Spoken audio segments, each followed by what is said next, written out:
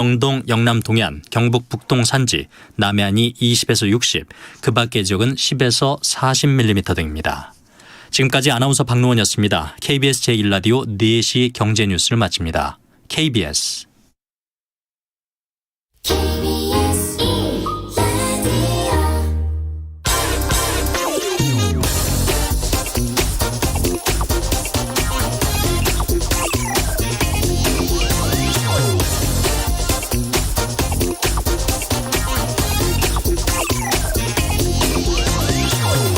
제4차 중동 전쟁이 끝난 직후인 1974년 미국과 사우디아라비아는 아주 중요한 군사 경제 협정을 체결합니다.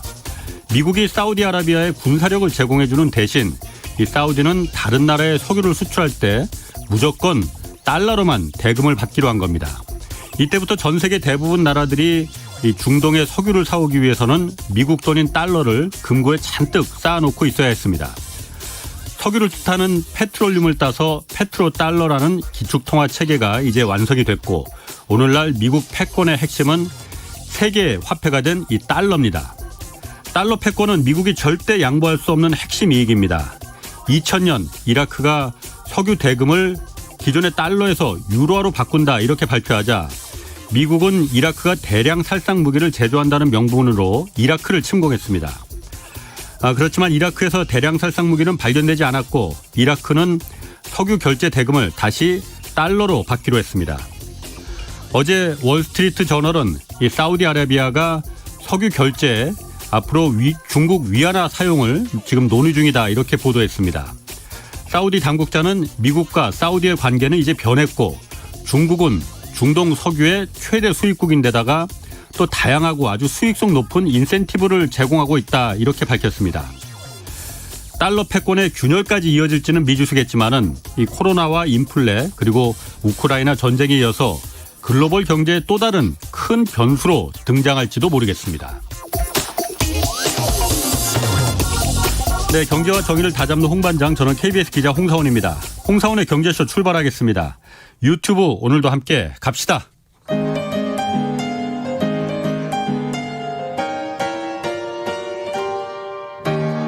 대한민국 최고의 경제 전문가와 함께합니다.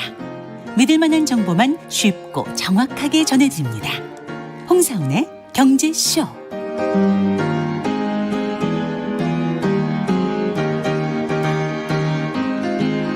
네, 러시아의 우크라이나 침공 그리고 이 때문에 국제 금융시장이 불안해지자 지금 달러 가치가 상승하고 있습니다. 달러 가치의 현재와 미래 오늘 좀 자세히 짚어보겠습니다. 김영익 서강대 경제대학원 교수 나오셨습니다. 안녕하세요. 안녕하십니까. 자, 그 러시아 국가부도 위기 소식부터 먼저 좀 체크해 볼게요. 이거 좀 러시아가 이제 채무 불이행 그러니까 예, 국가부도 디폴트라고 하잖아요. 예. 첫 번째 분수령이 어제였다고 하잖아요. 예. 그 달러 표시 국채를 이자를 어제 갚는 날이었는데 예. 갚았습니까? 못 갚았습니까? 어제 그 1억 한 1,700만 달러 러시아 외무장관은 서방은행에 그 돈을 넣어줬다. 달러로 넣어줬는지 루블로 넣었는지 그건 확실하지 않습니다만. 뭐 달러로 넣어줬다고 말을 하더라고요. 달러로 넣어줬다고 이야기는 하고 있는데요. 그런데 은행도 스위프트에서 러시아를 다 배제하다 보니까 미국 책임으로 떠넘긴 거죠. 받았다는 사람이 없구만요. 예. 그래서 아마 뭐 계속 이달 말 그다음에 다음 달에도 20억 달러 이상 원리금 상한이 있는데요. 갚기가 쉽지 않을 것 같습니다. 그래요? 그런데 러시아가 지금 달러가 없어서 못 갚는 건 아니잖아요. 어쨌든. 예, 그렇죠. 그러면 1998년 그 러시아가 모라토리움 한번 선언한 적이 있었거든요. 그런데 그때하고 지금하고 상황은 정말 다릅니다. 예, 그때는 러시아 부채가 GDP 대비 정부 부채가 155%였었어요. 그런데 작년 3분기 국제결제은행 통계 보니까 20%밖에 안 됩니다. 국가 부채가? 예, 재정이 상당히 건전한 상태죠.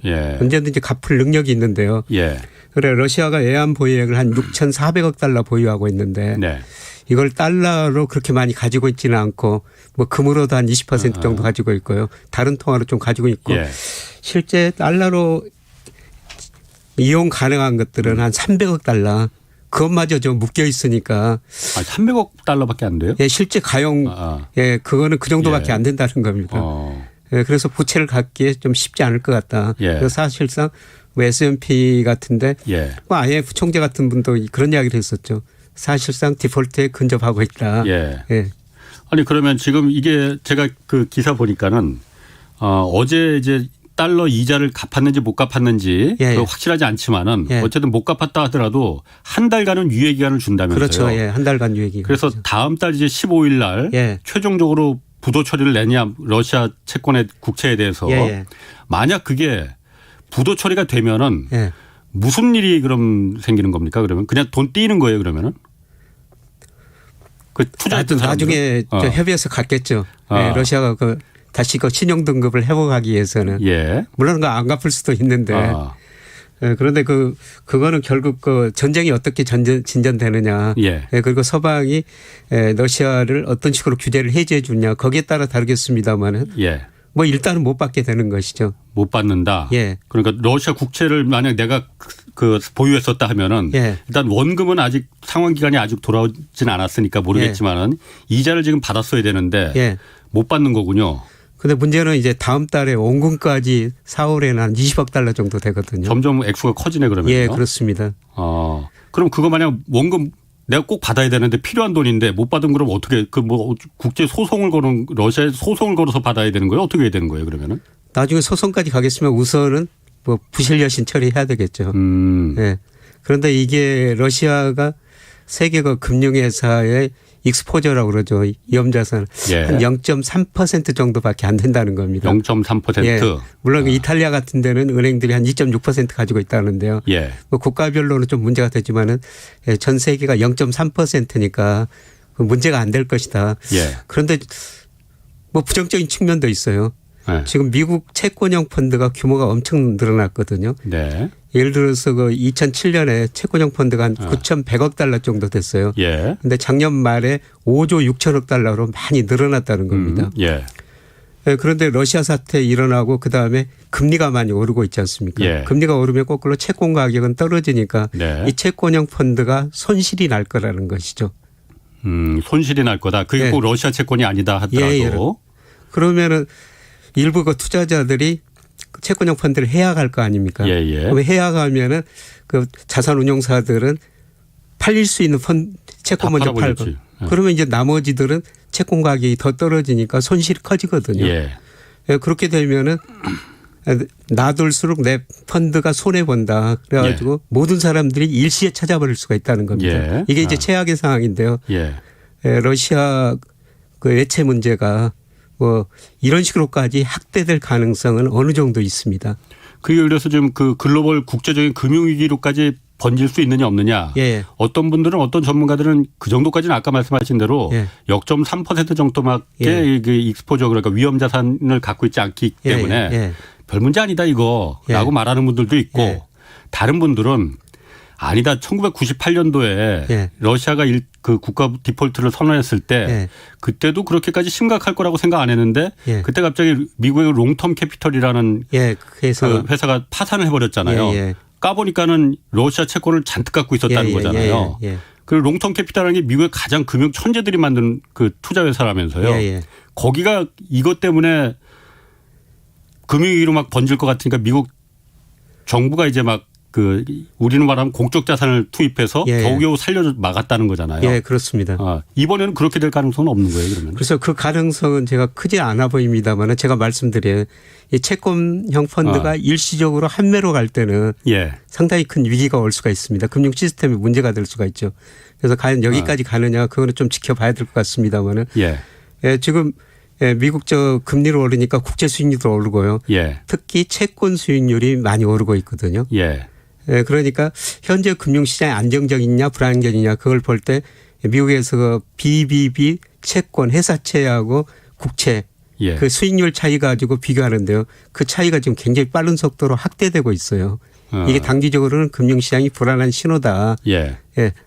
이런 일이 일어났을 때는 금융 시스템 위기로도 갈 수가 있는데 이거는 제가 좀 지켜봐야 될 것 같습니다. 제가 좀 궁금한 게 채권형 펀드 위기로 갈 경우에 좀 심각한 위기로 갈 수 있다는 거잖아요. 그런데 채권형 펀드라는 게 꼭 러시아 채권이 연관된 펀드가 아니더라도 그게 이제 계기가 돼가지고 계기가 돼서 그런데 금리가 올라서 채권이 가격이 떨어지니까 채권형 펀드가 이제 앞다퉈 팔 가능성이 있다. 그렇습니다. 그런데 지금 금리는 어차피 올라가는 거잖아요, 지금.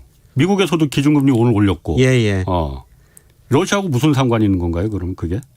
그게 러시아하고 전 세계적으로 지금 문제가 뭐냐면 전 세계가 부채 성장했고 자산가의 거품이 발생했었거든요. 예.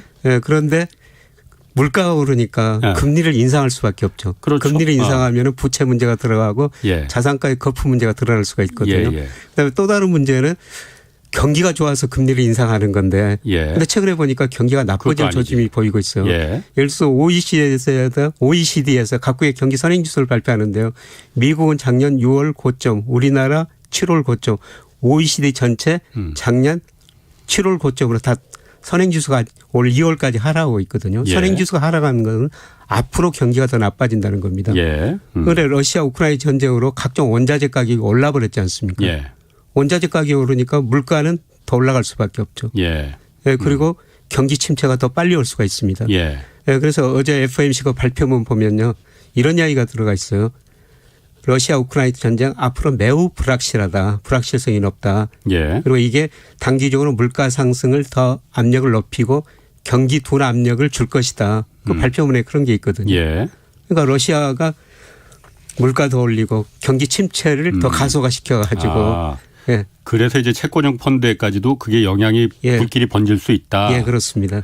그런데 그 가능성이 뭐 가능의 가능성으로다가 지금 하니까 설마 그렇게까지 이렇게 번지겠느냐 그런 일종의 좀 안심 위안 뭐 이런 것도 좀 들거든요. 가능성이 어느 한 몇 % 정도나 있는 거예요? 저는 뭐 50% 아래라고 보고 있는데요. 50%나 가능해요? 아니 절반은 아니라는 건데요. 그런데 우리나라에서는 이런 이야기가 거의 보도가 안 됩니다. 그런데 그 S&P 같은데 그런 보면 이런 자료를 가끔 최근에 냈었거든요.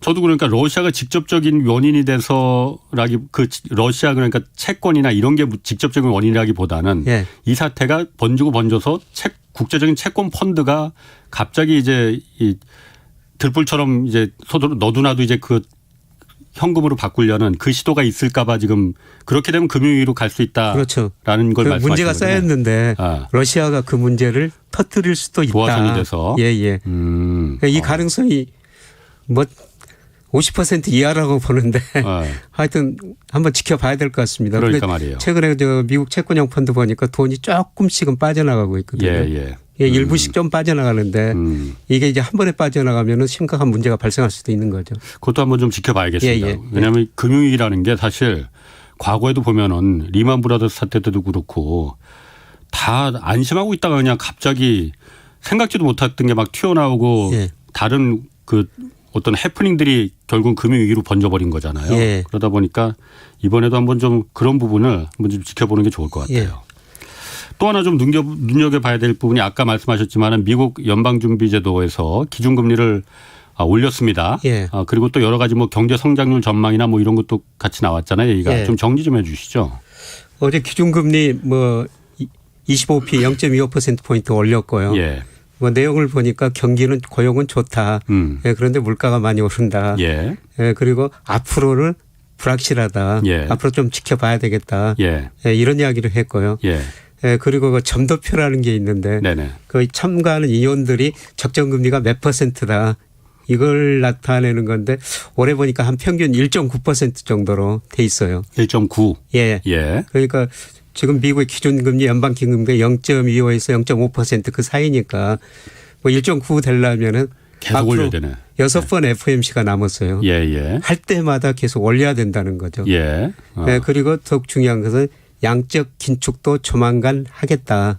양적 긴축이라는 게 뭐냐면은 그동안 양적 완화로 돈을 정말 많이 팔았거든요. 양적 완화라는 것은 미 연준이 돈을 찍어내 가지고 시장에서 채권을 사주는 거예요. 국채를 정부가 발행한. 그러다 보니까 연준의 자산이 2020년 코로나 직전에 2월에 한 4조 2천억 달러였어요. 그런데 올 3월 지금 현재 보니까 8조 9천억 달러. 돈이 엄청 늘어버렸거든요. 그걸 좀 한 수 줄여야 되겠다는 겁니다. 그래서 양적 긴축인데요. 그거를 빠르면 5월부터 하겠다. 이런 내용도 나오는 것이죠. 그런데 문제는 과연 1.9%까지 올해 금리를 인상할 것인가. 저는 그게 쉽지 않다고 보고 있어요. 왜냐하면 물가는 물론 높습니다. 그런데 물가 상승률을 제가 전망해 보면은 아마 3, 4월이 전년 동월 대비는 고점일 것 같고요. 예. 하반기로는 좀 낮아질 것 같습니다. 증가율은. 예. 그거는 물가 상승이 낮아진다는 건 경기가 둔화된다는 거죠. 그래서 경기 둔화를 우리가 뭐로 볼 수 있느냐.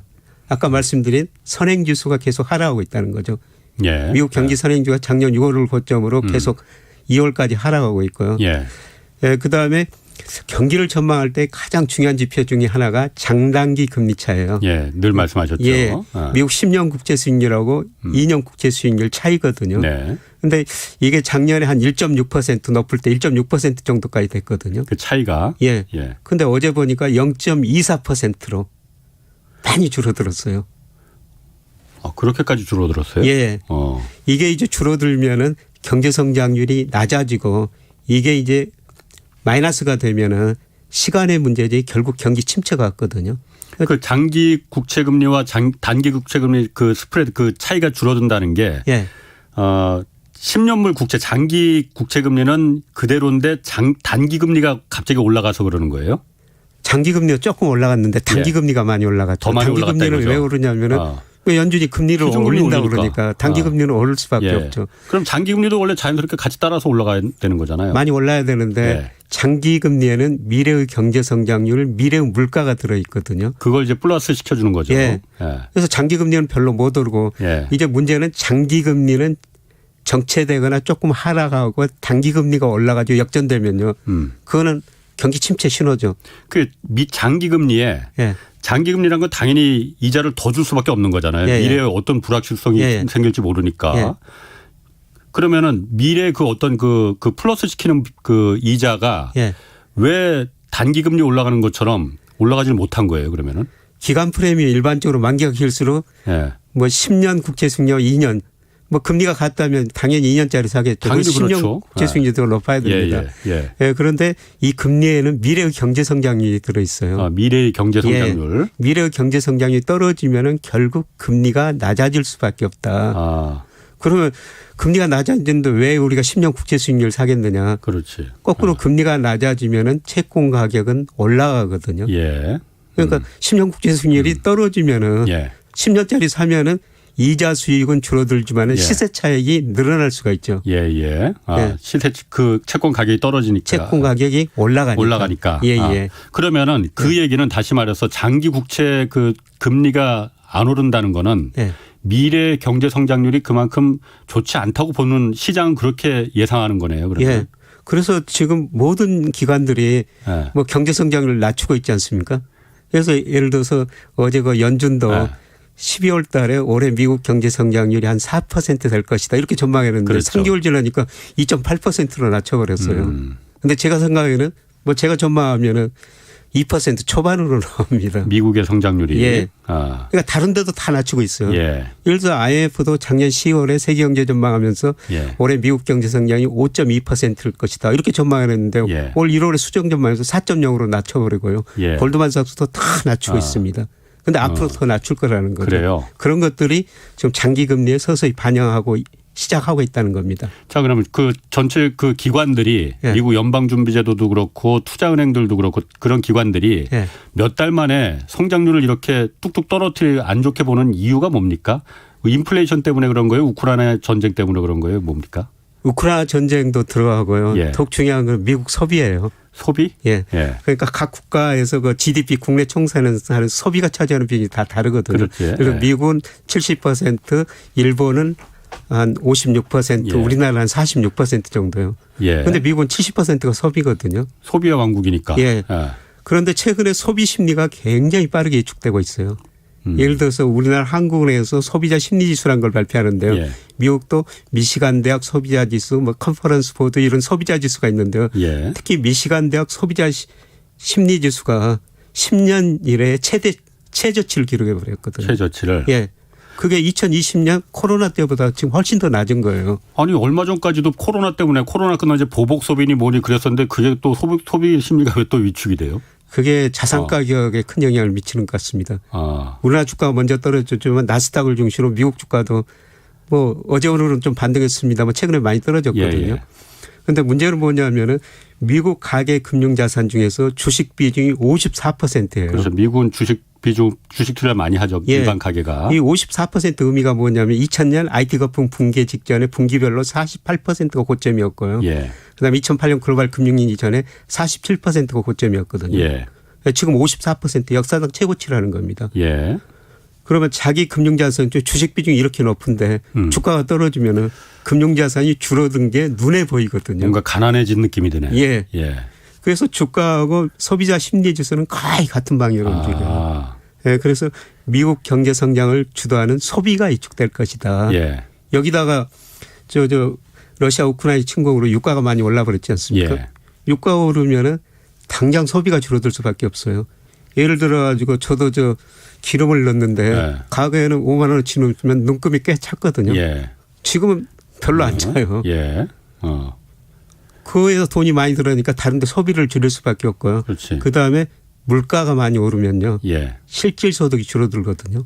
미국 민금이 많이 오른다고 그러지만 지금 미국 소비자 물가는 7.9%인데 예. 지금 임금 상승률은 5%대예요. 예. 그러면 실질 임금은 마이너스 2%죠. 예. 실질 임금이 줄어드니까 예. 소비가 줄어들 수밖에 없죠. 그래서 그걸 가지고 계속 지금 성장률을 낮추고 있습니다. 그렇기 때문에 그 성장률을 낮추게 몇 달 전보다 낮추게 본다. 뭐 석 달 사이에 이렇게 많이 낮추고 있고요. 예. 또 석 달 지나면 제가 생각하는 더 낮출 것 같습니다. 아니 그런데 그 똑똑하다는 사람들이 그 우크라이나 전쟁이야 뭐 그건 예견 못했다고 쳐요. 그런데 몇 달 전만 해도 이제 코로나 끝나면 보복 소비로다가 여행 가고 뭐 화장품도 사고 뭐 자동차도 새로 사고 뭐 그래서 뭐 이 소비 이제 폭발이 일어날 것이다 이렇게까지도 좀 생각을 했었는데 예. 그걸 몇 달 전까지 그렇게 생각했었던 거잖아요. 그래서 예. 성장률도 미국도 4% 잡고 뭐 그랬었던 거잖아요. 예. 그 몇 달 만에 이렇게 바뀔 수가 있는 그게 전문가들 맞아요? 저도 부끄럽습니다. 그리고 미국 사람들이 작년 코로나 때문에 소비를 안 했었어요. 그래서 저축률이 20%가 넘었었거든요. 그런데 올 2월 저축률 보니까 7%밖에 안 됩니다. 지금 미국 고용 상태가 좋다고 그러는데요. 미국 사람들이 일을 별로 안 하거든요. 그래서 고용률이 2007년 글로벌 금융위기 전에 미국 사람들 고용률이 한 68% 정도 됐어요. 그런데 최근 많이 경기가 좋다고 그러는데 62%밖에 안 되거든요. 최근에 제 선배가 그 CES 때문에 미국 가서 뭐 단체로 여러 명이 갔나 봐요. 그 가전 박람회. 가전 박람회. 그래서 점심을 먹으러 갔는데 뭐 단체로 한 10명 가까이 갔나 봐요. 식당에서 밥을 줄 수가 없다는 겁니다. 일할 사람이 없어가지고요. 그래서 미국 사람들은 왜 이렇게 일을 안 하느냐. 곰곰이 생각해 보니까 두 가지라는 겁니다. 첫 번째로 코로나를 겪으면서 정부가 가게한테 돈을 많이 줬지 않습니까? 그 돈 가지고 좀 살고요. 그다음에 코로나를 거치면서 미국 사람들이 한 96만 명 정도 죽었거든요. 2차 세계대전 거치면서 한 42만 명 민간 군이 다 합쳐가지고 그 정도 죽었다는 겁니다. 그 2배 이상 죽었다는 거죠. 그래서 이런 것들을 보면서 그냥 열심히 일하고 그렇게 뭐 살지 말자. 그냥 적당히 먹을 것만 있으면. 바뀐 거예요? 결국 그 소득이 없으면 다시 일자리 나올 텐데요. 지금 미국의 일자리가 그렇게 부족하거든요. 일을 안 하니까 소비할 돈이 갈수록 줄어드는 거죠. 그래서 소비가 위축될 수밖에 없다는 거죠. 그렇군요. 참 알겠습니다. 좀 주제를 좀 바꿔봤어. 제가 아까 오프닝에도 잠깐 좀 얘기를 했지만은 사우디아라비아가 이제 석유 결제 지금까지는 이게 달러로만 무조건 석유 살려면 달러로만 냈어야 되잖아요. 이게 어쨌든 미국이 만들어 놓은 그 정교한 그 달러 패권의 그 시작이었는데 사우디아라비아가 이제 앞으로 중국 위안화 이걸 아직 허용한 건 아니에요. 허용할 것 하겠다라는 논의를 지금 하고 있다고 해요. 중국하고. 이 가능성이 있는 얘기입니까? 저는 가능성이 있다고 생각하고 있어요. 한번 왜 가능성이 있는지 한번 좀 들어보시죠. 그래서 잘 말씀하신 것 달러가 기축통화된 것은 1944년과 브레튼 우주 체제. 그래서 금 1원수당 35달러 고정해 놨지 않습니까? 금하고 맞바꿨죠. 그러다가 이제 베트남 전쟁이 일어나면서 미국 정부가 돈을 많이 써야 되는데 뭐 돈을 찍어낼 수가 없으니까 결국 닉슨이 74년인가요? 그거 완전히 브레튼 우주 폐기하고 근본이들 폐지하지 않습니까? 그 뒤로 이제 달러가 많이 풀리면서 이게 세계 경제 성장에 크게 기여했었어요. 그리고 말씀하신 것처럼 뭐 75년 주변에 뭐 사우디가 74년에 그게 이제 한 거고 브레튼 우즈 금태한 파기한 거는 그게 70년대긴 한데 몇 년도인지 정확히는 제가 기억이 안 나네요. 71년입니다. 71년. 71년 닉슨 대통령. 맞아요. 그리고 폐기하고 74년에 사우디아라비아 나라 키신저가 날아가서 야 우리가 너희들 군사로 보호해 줄 테니까 그때 중동 전쟁에서 이스라엘한테 졌잖아요. 깨졌잖아요. 그러니까는 우리가 보여줄 테니까 앞으로 석유는 달러로만 팔아. 이렇게 해서 이제 그 달러 기축통화를 완성시킨 거잖아요. 근데 그때는 미국이 세일가스가 별로 생산이 안 돼가지고 미국이 원유 수입국이었거든요. 그렇죠. 근데 지금은 미국이 수출국이죠. 그리고 사우디 원유 생산 중 한 4분의 1 정도를 중국이 가져간다는 겁니다. 그래서 사우디가 지금 미국이 많이 기대만큼 미국이 또 안 도와주고 있거든요. 예멘 사우디가 파병했는데 거기 미군이 철수해 버렸죠. 그다음에 지금 미국하고 이란하고 조금 사이가 조금 좋아질 조짐을 보인다고 그러니까 사우디가 어쩌면 미국에 대한 저항일 수도 있는데요. 여러 가지 이유가 있습니다만 그래서 그냥 중국한테 원유 수출하는 거는 위안화로 받겠다. 이런 식으로 나가고 있는 것이죠. 중국이 장장기적으로 위안화 국제화를 포함한 금융강국을 추구하고 있어요. 그동안 중국이 미국하고 교역해 가지고 정말 많은 무역 흑자를 얻었었거든요. 그래서 2001년 중국이 세계 무역규격에 가입하죠. 그리고 작년까지 하고 보니까 미국에서 무역 흑자가 무려 5조 8천억 달러 돼요. 그러니까 중국 입장에서는 미국에서 5조 8천억 달러가 중국으로 돌았죠. 그러면 그거를 중국 위안화로 바꾸면 중국 통화량이 많이 늘어나 버려요. 그래서 그 위안화를 가지고 달러를 가지고 수입하면서 다 달러로 결제해줬죠. 그런데 갈수록 그 규모가 줄어들고 있거든요. 달러가 줄어들고 있어요. GDP 대비 경상수지 흑자도 1% 이하로 줄어들고 있거든요. 들어오는 달러가 줄어들고 있다는 거죠. 그거를 이제 위안화로 그냥 수입하면서 줘버리겠다는 겁니다. 달러 체계를 벗어나려면 달러를 갖다가 우리가 쓰지 말아야 된다. 그렇죠. 그러니까 중국이 중기적으로 추구하는 거는 위안화 국제화를 포함한 금융강국이에요. 그래서 그동안 미국하고 무역전쟁을 했지 않습니까? 지금 기술전쟁하고 있는 거죠. 그다음 목표가 위안화 국제화를 포함한 금융강국이에요. 그러니까 미국 달러를 중국이 미국 달러를 보면서 참 그동안 불어했었죠. 가만히 보니까 미국 사람들이 거의 20센트 40센트 비용 들어가지고 100달러 지표를 찍어내가지고 그 돈 가지고 중국에서 옷도 사오고 신발도 사오고 무기 생산 세계 경찰 노릇을 하거든요. 그게 기축통화의 이점 아닙니까? 미국의 핵심이 그거고. 덩사피 시장을 개방하면서 이런 이야기를 했다는 겁니다. 창문을 열면 신선한 공기가 많이 들어오지만 파리도 들어온다. 그래서 우리가 어떤 행동을 했을 때 긍정적, 부정적 양면 효과가 있죠. 그래서 긍정적 효과가 크다면은 계속 이런 일을 할 수가 있고요. 더구나 지금 중국이 미 국채를 1조 한 700억 달러 정도 가지고 있거든요. 그런데 2013년에 1조 2,700억 달러 가지고 있었어요. 많이 줄였군요. 줄였죠. 그 대신 금을 사고 있거든요. 그럼 그거를 일부 팔아볼 수도 있다는 겁니다. 어떤 걸 판다는 거예요, 그러니까? 가지고 있는 미 국채를요. 그게 이제 금융전쟁 시나리오죠. 아니 그러면 각 국채를 팔아버리면은 국채 가격이 떨어질 거 아니에요. 자기들도 손해보죠. 그러니까 중국도 손해지 그러면. 손해보는데. 그걸 감수하겠다. 그게 아까 창문을 열면 파리도 신선한 공기가 많이 들어오면 파리도 들어온다. 그 손해보는 게 파리인데 그 위안화를 기축통화로 만드는데 그게 기여할 수가 있으면 하나의 시나리오인데요.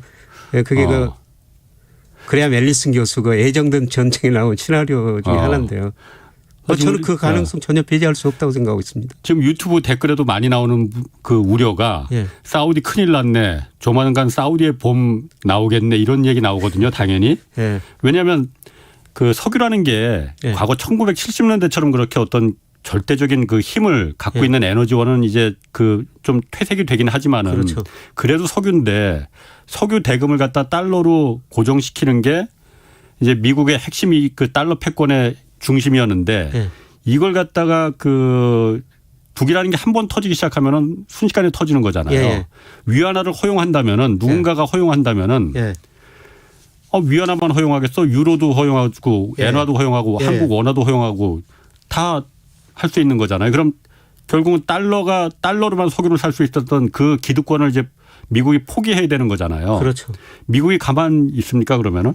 가만히 있지 않으면 어떻게 좀 알겠습니까? 아니 그래서 네. 미국이 사실 다른 것보다도 달러 패권을 무너뜨리려는 시도에 대해서는 항상 군사력을 앞세웠잖아요. 군사력을 가지고 했었는데요.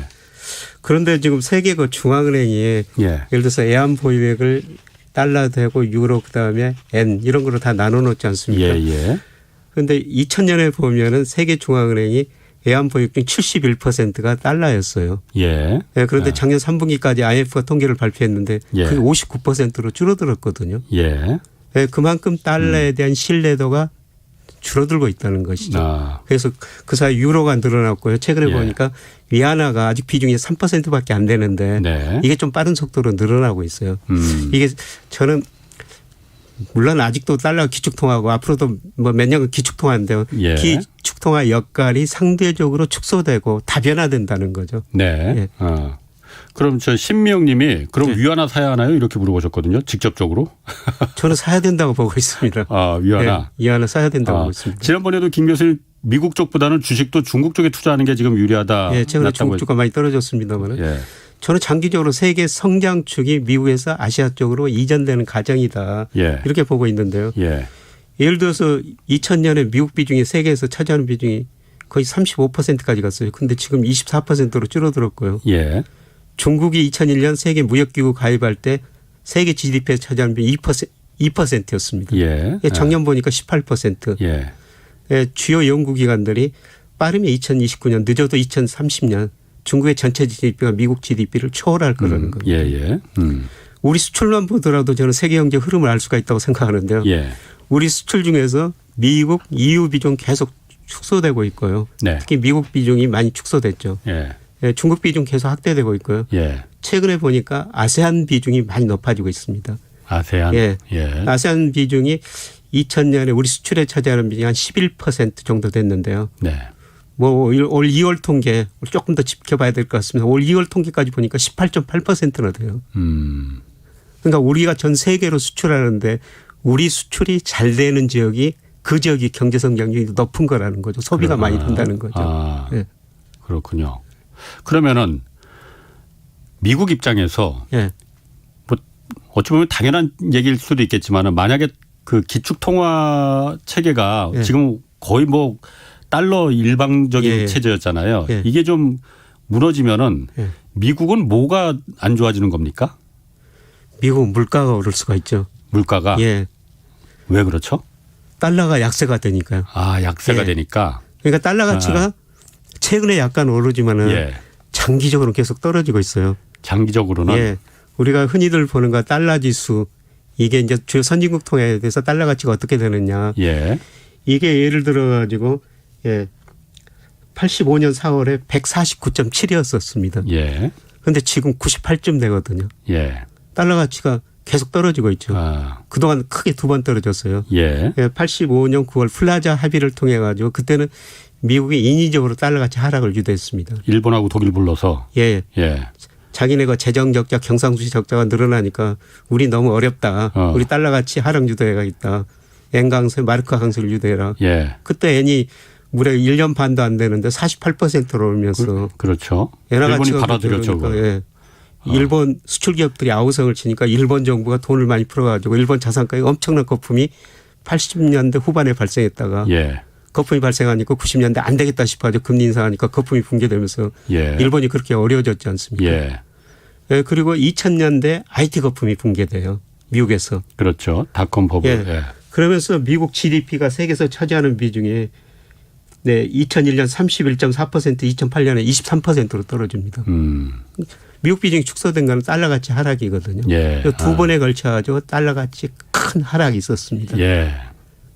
그리고 준가치 앞으로 기축통화 역할이 축소되면 달러 가치가 하락할 수밖에 없다는 거죠. 그러면 이제 미국 물가가 오를 수밖에 없는데요.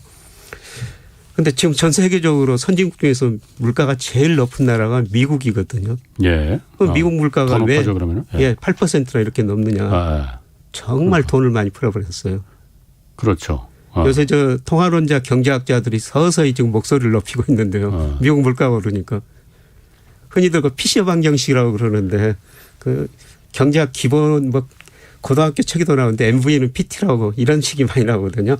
통화량하고 유통속도 더한 거는 예, 물가 상승률하고 실질 GDP 성장률하고 같다. 예. 그런데 미국이 돈을 엄청 2008년, 2020년 금융위기 겪으면서 돈을 많이 풀었었어요. 네. 그런데 그동안은 물가가 안 오른 건요. 그 돈을 중국이 많이 흡수해줘 버린 거죠. 그 돈을. 중국으로 중국뿐만이 아니고 다른 나라도 다 그 돈을 흡수했잖아요. 예, 그렇죠. 우리도 흡수했고. 예, 대표적으로 예, 중국이 많이 흡수했죠. 예. 그러니까 2001년부터 뭐 작년까지 5조 8천억 달러 무역 흑자를 냈거든요. 예. 우리도 매년 미국하고 교회가지고 200억 달러 안팎의 흑자를 내고 있어요. 예. 그러니까 전 세계가 미국 소비자들이 소비를 많이 하니까 미국으로 수출해서 그 돈을 흡수해줘 버린 것이죠. 예. 그런데 문제는 미국 소비자들이 부채가 지금 많아졌고 과거처럼 소비를 안 할 거라는 거죠. 그러면 그 돈들이 세계 다른 나라를 안 나가고 예. 미국에 남아 있을 거라는 겁니다. 예. 그러면 미국 물가가 오를 수밖에 없고요. 그다음에 이제 더 큰 문제는 미국이 소비자들이 그렇게 많이 하다 보니까 미국의 순부채가 작년 3분기 통계까지 나왔는데 16조 7천억 달러예요. 예. GDP 대비 무려 69%거든요. 예. 2011년 8월 달에 S&P가 미국 국가 신용 등급을 한 단계 낮춘 적이 있었어요. 그렇죠. 예. 그때 낮춘 이유가 미국 정부 부채가 늘어난다, 대외 부채가 늘어난다. 그때 대외 부채가 GDP 대비 23%였습니다. 지금 69%죠. 예. 그러면 그렇게 미국이 적자가 많이 났는데 뭘 가지고 견뎠느냐. 예. 우리 중국 사람들이 미국 수출해가지고 돈 벌어가지고 미국 국채, 미국 주식을 사준 겁니다. 그게 한 그렇지. 11조 달러도 해요. 예. 그런데 미국 주식시장이 계속 좋아서 계속 들어갔습니다마는 제가 생각하는 미국 주가가 상당히 거품이거든요. 예. 네. 미국 주가가 떨어지면은 예. 당장 우리나라 서학개미라고 해야죠. 작년 뭐 하반기 많이 미국으로 들어갔거든요. 예. 네. 그런데 미국 주가가 떨어지니까 미국으로 돈이 덜 들어가고 있죠. 그러면 달러 가치가 떨어질 수밖에 없습니다. 달러 가치가 떨어지면 미국 물가가 더 오를 수밖에 없죠. 그러면 미국 국민들의 불만이 점점 더 높아지겠네요. 옛날에는 물건 1,000원에 살 수 1달러에 살 수 있던 걸 지금 2달러에 사야 되니까 예. 불만들이 갈수록 높아질 수밖에 없겠네요. 예. 불만이 높아질 수밖에 없죠.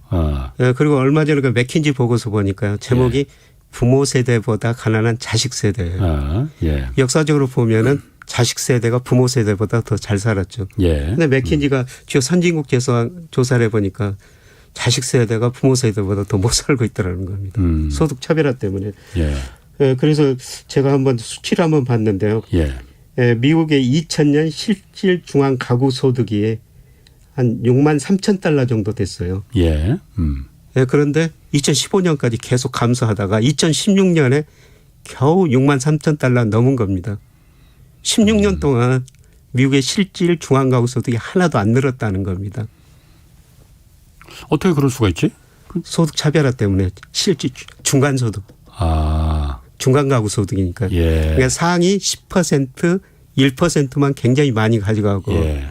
그러니까 우리나라도 소득 차별화가 심각한 나라라고 그렇습니다만 예를 들어서 미국 상위 10% 소득의 46% 1%가 거의 18%를 가져간다는 거거든요. 예. 그러니까 상위 1% 10% GDP는 성장했는데 상위 1% 10%만 많이 가져가고 실제적으로 중간 가구 물가를 고려한 실질 소득은 뭐 거의 안 늘어났다는 거죠. 그 이후로는 조금 늘어나고 있습니다만은. 그래서 바이든 대통령이 며칠 전에 이제 그 이달 초에 연두 교소에서 그 점을 다시 한번 강조했잖아요. 낙수 효과라는 거 없더라. 그러니까 아까 말씀하신 대로 상위 10%만 다 갖고 가다 보니 이거 그 분수 효과로 그 중점적으로 추진하겠다라는 것도 바로 그런 배경에서 나온 거겠군요. 바이든 대통령의 경제 정책을 한마디로 요약하면요. 중산층 회복을 통한 안정성장이에요. 그러면 중산층 회복을 하려면 정부가 돈을 많이 써야 되겠죠. 중산층 회복하려면 정부가 돈을 써야 된다. 그렇죠. 그건 왜 그런 거죠? 중산층한테 돈을 좀 줘야 된다는 겁니다. 그러려면 돈이 필요하죠. 그런데 미국 정부 부채가 GDP 대비 130% 한때 넘었어요. 그래서 정부가 뭐 돈을 쓰려면 세금을 거둘 수밖에 없죠. 자, 거기서 잠깐만요. 중산층이 두텁게 되려면은 정부가 돈을 써야 되는 것도 그 도움이 되겠지만은 기업들이 잘 돼서 기업들이 고용을 많이 해서 중산층을 두텁게 할 수도 있는 거 아닙니까? 그래서 일자리를 좀 많이 늘려야 되겠다. 그래서 이제 바이 아메리칸 세계 다른 나라에 있는 제조업을 예, 미국 안으로 예. 오라고 그러지 않습니까? 예. 예. 그런데 미국 거 제조업 일자리 보니까요. 예. 2000년에 한 1000만 개가 좀 넘었었어요. 예. 예. 그런데 최근에 보니까 한 500만 개 정도 됩니다. 그런데 미국 소득 불균형이 이렇게 심화된 것도 저는 예. 제조업에서 일하는 사람이 줄었기 때문이라고도 보고 있거든요. 예. 그렇겠죠. 예를 들어서 우리나라도 보면은 예를 들어서 현대중공업 조선 만드는데 현대자동차 자동차 만들려면 정말 많은 사람들이 필요해요. 예. 그 사람들한테 전부 골고루 임금을 주는 것이죠. 예, 그런데 그런 산업은 비중이 줄어들어 IT 산업. 구글, 이거는 애플. 예, 그렇게 많은 사람들이 일 안 하거든요. 그렇죠. 그 소수의 사람들만 소득을 많이 가지고 가니까 예. 예, 소득 차별화가 심화됐다. 예, 그래서 예, 미국 이거 제조업을 많이 육성해야 되겠다. 예. 예, 그런데 시간이 그게 많이 걸리는 거죠. 음. 그래서 결국 기업에서 일자리를 많이 창출해야 되는데요. 예. 결국 제조업에서 일자리를 창출해줘야 됩니다. 아, 그러니까 그 바이든 대통령 입장에서는 중산층을 살리려면은 제조업 일자리가 많아져서 거기서 임금 소득이 좀 높아져야 되는데 네. 미국의 산업 구조적으로 봤을 때 그게 단기적으로 안 되겠더라. 단기적으로 안 되죠. 그러면은 정부가 돈을 써서 중산층을 인위적으로 예. 좀 그 두텁게 만들어줘야겠다. 예. 이 정책으로 간다는 거군요. 그러니까. 예, 그렇죠. 그래서 그러려면은 예. 법인세를 인상할 수밖에 없다. 그래가지고 예. 부자들한테 최고 소득세를 인상할 수밖에 없다. 트럼프 예. 정부 때 그걸 다 낮춰놨지 그렇죠. 않습니까? 예. 그걸 다시 뭐 제2치로 예. 가겠다는 것입니다. 예, 그런데 그게 좀 쉽지가 않죠. 또 당연히 반발이 있죠. 예, 또 상원 보면은 거의 예. 저 민주공화당이 예. 양당이고 예, 그다음에 이런 소득 불균형 때문에 미국 사람들도 우리 선거에서도 이번에 많이 갈려졌다고 그러는데요. 예. 미국도 그게 심각하다는 겁니다. 예. 예, 바이든 대통령 지지하는 사람들, 트럼프 지지하는 사람들. 예. 예, 그래서 그 가치의 격차, 소득 격차가 굉장히 심화돼 가지고요. 예. 뭐 월거 뭐 11월 달에 미국의 중간 선거가 있지 않습니까? 예. 예. 이런 양쪽을 주장하는 극좌파들이 의견 굉장히 그 차이가 있고 특히 2024년에는 이런 문제가 더 심각해져 가지고 레이 달리오 같은 사람 있죠. 브리지워터 세계 예. 최대 헤지펀드 CEO인데요. 그 사람은 미국 경제를 굉장히 비관적으로 봐요. 장기적으로 미국 경제는 꺾었고요. 예. 그분이 이야기하는 게 시민전쟁까지 이야기하거든요. 이게 좀 극단적이죠. 그러니까 빈부 격차 때문에. 빈부 격차하고 가치 격차 때문에. 예. 바이든 지지자하고 트럼프 지지자하고 가치가 다르다는 거죠. 그거를 통합할 중간 어떤 지도자들이 있어야 되는데 그런 사람들이 없다는 겁니다. 원래 근대 시대에는 그런 게 시민혁명으로 실질적으로 굉장히 과격한 그 충돌로 일어났지만은 빈부격차를 견디다 더 이상 못 견디면은 근데 현대 사회에서 그것까지 정말 총칼 들고 나설 수는 없는 거고 그렇기 때문에 공황이나 그 리세션 뭐 이런 게 그래서 찾아와서 다 같이 망하고 다시 시작하는 뭐 그런 형태로다가 나타난다는 거잖아요. 뭐 장기적으로 과거 역사를 보면은 이렇게 소득 불균형이 심화되면은 말씀하신 것처럼 전쟁, 혁명, 그렇죠. 전염병 같은 거 얘기하죠. 과거엔 그렇게 나타났어요. 그래서 저는 이 코로나의 의미도 뭐 소득 불균형 좀 해소해라. 빌 게이츠가 앞으로 더 심각한 전염병이 올 수도 있다. 그런 이야기까지 하고 있지 않습니까? 저는 그만큼 전 세계가 지금 소득 불균형이 심화됐고 부의 격차뿐만 아니라 또 가치의 격차, 생각하는 바들이 너무 다르다는 거죠. 이게 이제 통합이 필요하는데 이 통합이 쉽지 않다는 겁니다. 그래요? 그거 재밌는데? 아니 그런데 코로나가 물론 소득 격차 때문에 이 코로나가 발생하지는 않았을 것 같아요. 그런데 어쨌든 이게 어쨌든 뭐 조물주의 계시라면은 코로나 때문에 사실은 그 격차가 더 벌어진 거 아닙니까? 지금 더 벌어졌죠. 그런데 과거에는 지금 의학기술 과학기술이 발전돼 가지고 사람이 별로 많이 안 죽었거든요. 그런데 과거에 패스트 그거는 거의 뭐 3분의 1 가까이 죽었다는 거 아닙니까? 그래서 역병이 지나고 나면은 기업들이 일을 시켜야 되는데 일할 사람이 부족한 거예요. 그래서 실질 임금을 많이 올려줘 버렸다는 겁니다. 그래서 패스트 이후에 르네상스가 시작됐듯이 그런 의미에서 그런 의미에서 소득 불균형 좀 해소해라 그런 의미가 아닌가. 알겠습니다. 조금 제가 학대된 해석입니다. 아니요 재밌었어요. 자 다시 돌아가서 미국 달러 가치가 좀 이렇게 장기적으로 계속 하락할 수밖에 없다고 지금 보시는 거잖아요. 그러면은 반대로 화폐 가치가 올라가는 나라들이 있을 거 아니에요. 위안화도 그렇고 한국 원화도 그렇고 유로도 그렇고 이쪽은 어떻게 되는 겁니까 그러면은? 올라갑니까? 뭐 우선은 유로화라고 보고 있고요. 그다음에 좀 멀리 보면은 위안화라고 보고 있어요. 예. 예. 그래서 중국 세계 비중이 계속 커지고요. 예. 그다음에 중국으로 계속 세계고 미국계 금융회사 자금이 들어가거든요. 예. 그래서 장기적으로 위안화 강세고요. 예. 예. 그다음에 저는 우리나라 원화도 최근에 1,240원 정도 갔는데 예. 이거는 우리 경제력에 비해서 너무 높다고 생각해요. 제가 우리나라 환율을 결정한 요인 보니까 첫 번째로 미 달러 가치. 예. 당연히 우리 돈은 달러로 표시되니까 예. 달러가 지금 강세니까 원화가 약세를 보였고요. 예. 예. 그다음에 중국 위안화하고 우리 환율 연동돼서 움직이고 있고요. 네. 왜냐하면은 우리 수출 보면 중국이 25% 비중 차지하고 미국은 15%밖에 안 되거든요. 네. 국제 결정에서 우리나라 실질 실환율 적정환율 계산할 때요. 중국 비중이 33%, 미국 비중 14%밖에 안 돼요. 그러니까 우리나라 환율은 갈수록 중국 위안화하고 그러겠네요. 연동돼서 움직일 수밖에 없다는 거죠. 네, 그리고 우리나라 경상수적자 작년에 GDP 대비 49%. 그다음에 요새 금리 문제가 되는데요. 미국이 금리를 올리면은 미국으로 돈이 빠져나가지고 원화가 떨어질 거 아니냐. 돈이 빠져나가가지고. 네, 그런데 우리나라 환율에 미치는 건 이 명목금리가 아니라 실질금리예요. 그런데 네. 미국은 물가가 7.9%, 국제 2.2%니까 실질금리가 거의 마이너스 6%인데요. 예, 예. 우리나라 소비자 물가 3.7. 금리는 지금 한 1.5. 10년 국채 수익률이 2.7이거든요. 마이너스 1%밖에 안 돼요. 예. 그러니까 주식시장에서 돈이 빠져나갔지만 채권 시장으로는 우리나라로 계속 돈이 들어오고 있습니다. 그러니까 장기적으로는 달러 가치가 하락하고 예. 위안화 가치 상승하니까 원화 가치 상승할 것이다. 예. 그다음에 우리나라 경상수지 올해는 많이 흑자가 줄어들 거예요. 그런데 우리나라 경상수지가 적자로 돌아설 가능성은 굉장히 낮습니다. 물론 상품 소지는 수출이 줄어들면서 좀 줄어들 텐데요. 예. 우리가 97년부터 외환위기를 겪고 98년부터 저축이 투자보다 높아지면서 경상수지 흑자가 계속 났거든요. 예. 그 돈 가지고 우리가 해외 직접 투자도 했지만은 증권 투자, 주식 투자를 많이 했어요. 예. 그래서 해외에서 이자 소득이 들어오고요. 매년 배당 소득이 들어옵니다. 예. 이런 것 때문에 우리나라 경상수지가 적자 날 수가 없거든요. 예. 그리고 우리나라 금리가 실질 금리가 미국보다 높으니까요. 저는 1,240원. 이건 환율이 너무 높다고 보고 있습니다. 저는 이것 때문에 조금 지나면은 외국인들이 우리 주식을 살 거라고 보고 있어요. 그렇군요. 예. 하늘이 님이 이 질문하셨는데 경제 성장률이 이제 갈수록 떨어진다고 이제 수정 전망치를 계속 내놨잖아요. 예. 근데 주가는 하반기쯤 반등하신다고 김 교수님이 했잖아요. 예. 그때 저도 기억하는데 4월이 좀 예. 그 기회라고도 하셨어요. 그래서 4월을 콕 집어서 말씀하셨는데 하반기쯤 반등한다는 그 이유는 뭐냐고 물어보셨거든요.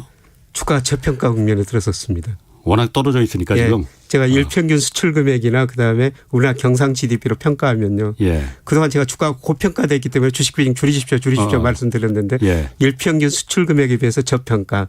그다음에 우리나라 명목 GDP에서 보면 적정 주가 한 2,900 정도 나오거든요. 예. 그러니까 저평가 영역이 들어섰기 때문에 예. 지금 주식을 사시라고 지금 그렇게 말씀드린 겁니다. 저 여기서 또 떨어질 수가 있어요. 주가라는 게 오를 때는 가대평가, 예. 떨어질 때는 경착륙하면서 예. 지금 가소평가 국면에 들어선 겁니다. 예. 네. 그럼 그 4월이라는 게 아직 4월은 아직 안 됐어요. 그런데 지금이 그 타이밍이라고 보시는 거예요, 그러면? 저는 좀 더 떨어지리라고 보고 있습니다. 4월까지도. 4월까지도. 예, 지난번 방송하면서 4월에 한 2,500까지 떨어질 수 있습니다. 말씀하셨는데 예. 뭐 그 시점 주가 지수는 정확히 맞출 수가 없는데요. 예, 물론이죠. 아직도 저점은 아니다. 아직 저점은 조금 아니다. 더 떨어질 여지가 남아 있는데 예. 문제는 이제 우리 주가가 저평가 영역에 들어섰으니까 예. 지금은 주식 팔 시기가 아니고 조금 더 떨어지면은 조금 더 사셔야 된다. 예. 예, 이런 말씀을 드리고 있습니다. 성장이 뒷받침되지 않는데도 워낙 주가가 떨어져 있으니까 그냥 예. 사자는 겁니다. 성장률은 떨어지고 수출 증가율도 떨어집니다. 예. 그에 비해서도 주가가 지금 너무 밑으로 떨어져 있다는 거죠. 예. 성장이 뒷받침이 안 돼. 실적은 그건 둘째치고 일단 너무 주가가 지금 낮아 있으니. 제가 드리는 말씀은 3,300 작년에 예. 갔는데 거기까지 가기는 힘들다. 그런데 2,900이 적정 주가니까 예. 2,900까지는 갈 수 있다. 네, 그런 말씀을 드리는 그렇군요. 겁니다. 그러면은 그 달러 가치는 이제 하락하고 원화 가치나 다른 화폐 가치는 좀 올라가고 그러면은 예. 뭐 이것도 비교가 될지 모르겠는데 비트코인 같은 건 어떻습니까 그러면은? 저는 비트코인도 좀 사야 된다고 보고 있습니다. 옛날에는 사지 말라고 하셨. 아니요, 계속 사라고 그랬는데. 아, 그러셨나?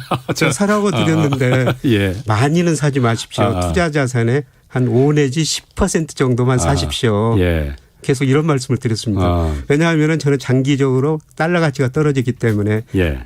달러 가치 대체 자산이 코인이 하나가 될 수가 있다. 네, 그래서 그런 의미에서 달러 대체 자산으로 코인을 좀 사셔도 된다. 알겠습니다. 예, 아이고 고맙습니다. 오늘 말씀 고맙고요. 지금까지 김영익 서강대 경제대학원 교수 함께했습니다. 자, 오늘 여기까지 하겠습니다. 내일 다시 찾아뵙겠습니다. 지금까지 경제와 정의를 다잡는 홍반장 홍사원의 경제쇼였습니다.